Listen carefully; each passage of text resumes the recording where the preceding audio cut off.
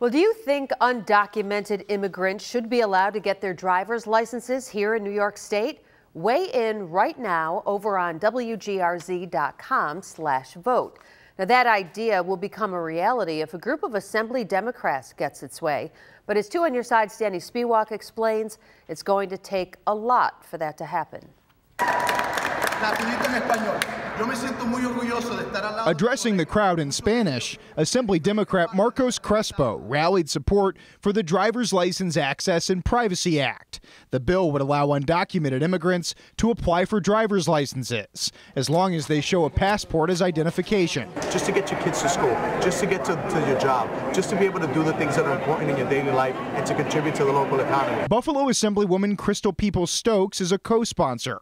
Her colleagues argue that registration fees and taxes would raise millions in revenue for the state and make the roads safer. As opposed to forcing people who are contributing and living in our communities, forcing them into living in the shadows and forcing them to drive uninsured or unlicensed. It's not a new idea.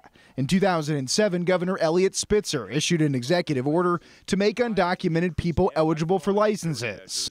Is good for public safety and good for homeland security. But it met bipartisan backlash and didn't last. A decade later, the same proposal will probably face opposition from Republicans in the Senate, like North Tonowanda's Rob Ort. I can't believe the majority of citizens, law-abiding citizens and voters in Western New York would support this. 12 other states currently allow undocumented immigrants to get licenses, but Ort says New York still has no right to do it. States should not and cannot perform immigration laws on their own and creating this patchwork across the country.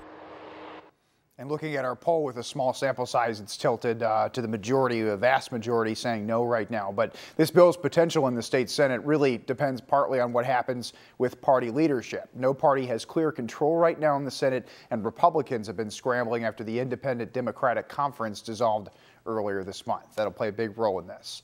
Danny Spiewak, Channel 2 News.